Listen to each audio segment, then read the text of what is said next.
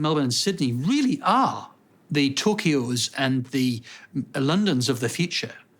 And we need to start thinking that way. How are we going to handle such a high population and maintain this fantastic livability we have? Well, we're not going to do that without being smart about it.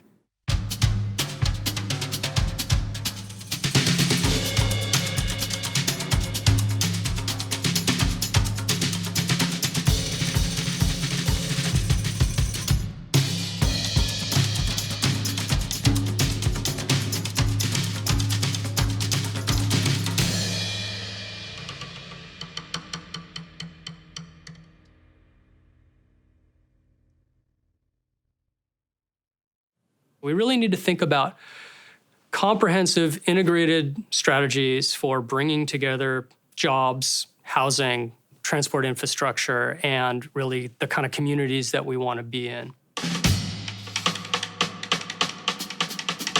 Melbourne just hit 5 million, which surpassed the forecast for where they would be. Sydney, of course, has a similar population size, and Melbourne's expected to surpass Sydney in the coming decades.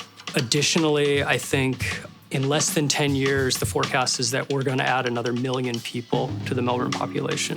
When we talk about change, it's not just the community and the social infrastructure that needs to create change. It's also a body of professional practitioners that we've built up over a very long period of time to operate in a particular way.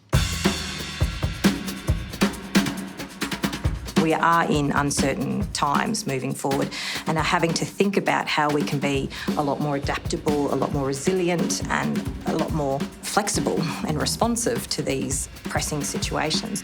I'm not sure that any of us want to live in a dystopian nightmare, sort of Blade Runner-esque future city.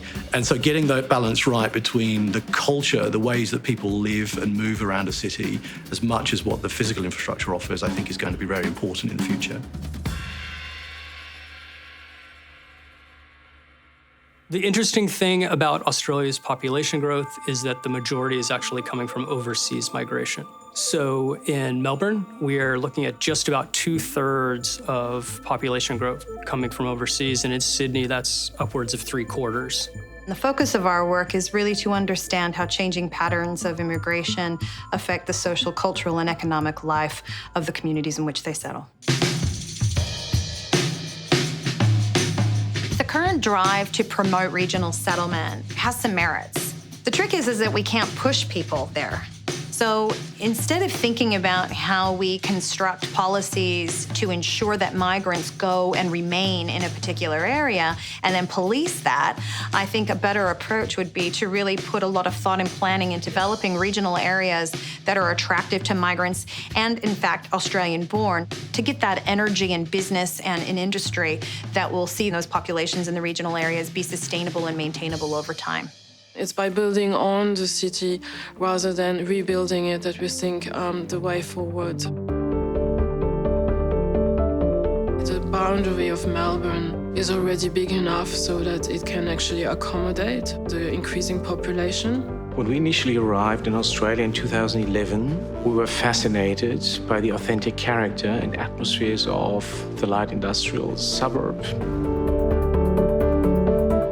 There's a whole range of different types of industrial buildings. The modest utilitarian and the iconic industrial building. And these industrial buildings are being interspersed with workers' cottages, which together form this authenticity. But more important for us was the discovery that the industrial suburb is intact and fully operational. So there are a number of manufacturing businesses, bookbinders, furniture makers, carpenters, and they form a colourful coalition next to newer industries which have recently moved in. 90% of manufacturing firms employ fewer than 20 people. So what we need to look at and understand is that with the rise of the maker movement, we can use that as a platform to help support these traditional manufacturers in food, in apparel and textiles, and look at these together more comprehensively for economic development policy that can support this activity together. We need to stop rezoning inner-city industrial land for mixed use and residential development. We need to preserve industrial lands and help to support that diverse job and business mix that we can have in a center city. We need to look at those cross-subsidy programs that allow higher-paying uses to support manufacturing activity. And I think we'd start looking at other programs towards subsidizing the development of more affordable workspace and changes in our zoning categories to allow for recognition of new work patterns, new business patterns, and so forth. I think the biggest thing we can learn about the past, which we need to learn for the future, is during the 20th century, we've been building infrastructure thinking that the more we build it, we'll be catering for growth. In practice, the problems we have today will have tomorrow. We'll always be resource constrained. We will always have political barriers and be conservatism when we need big changes. Unfortunately, our politics has focused around building big stuff. And often programs which can divert travel and reduce travel have not been favoured because they're not as politically nice. We need to retrofit and repurpose the existing infrastructures to enable them to perform better.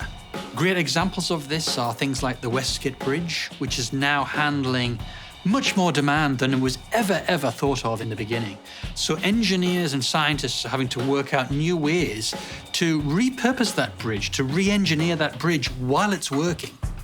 I like the term future cities more than smart. I think a future denotes a smart city inherently because you have to be thinking forward, and that is a part of where the systems thinking lies at the moment. So smart, I think about it as smart individuals trying new things, learning new things, sharing those opportunities in an effort to move forward. By 2050, the older population in Australia is going to look very different to what it does now. We're going to have a lot more people actually living in their homes longer. However, we'll also have a large number of people that do need care. There'll be a large number of people with early onset or progressive dementia. A number of physical ailments means they simply can't be looked after. Smaller family sizes mean there's even more people living alone. Currently, technology is not serving older people anywhere near as well as it could do. So we now have the capability to instrument a home, which could have a range of sensors, movement sensors. Are you using the tap to hydrate yourself?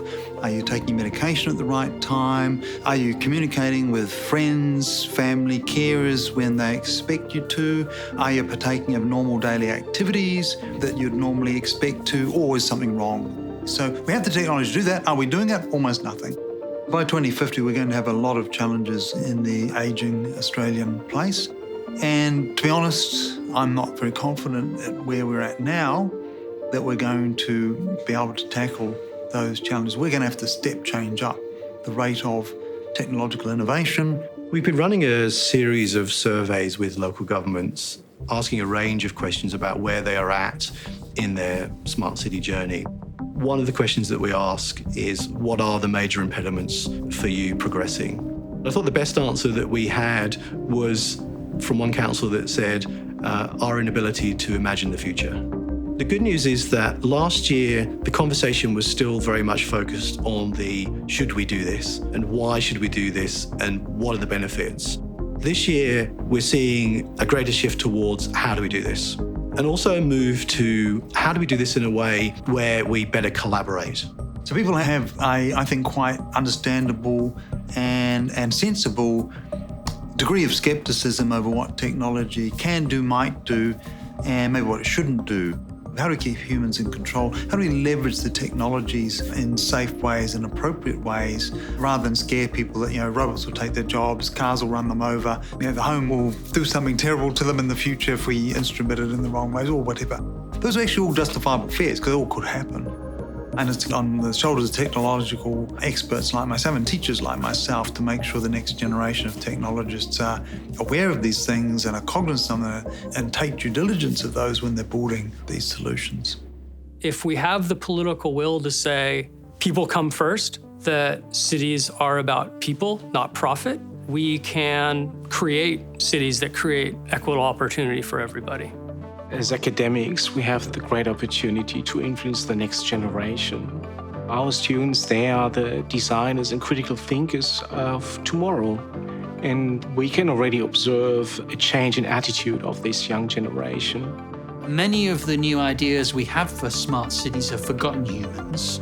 We need realistic solutions that recognize everybody in society, not just the elite, not just the young inner city elite either. It's everybody. We should be smarter than that.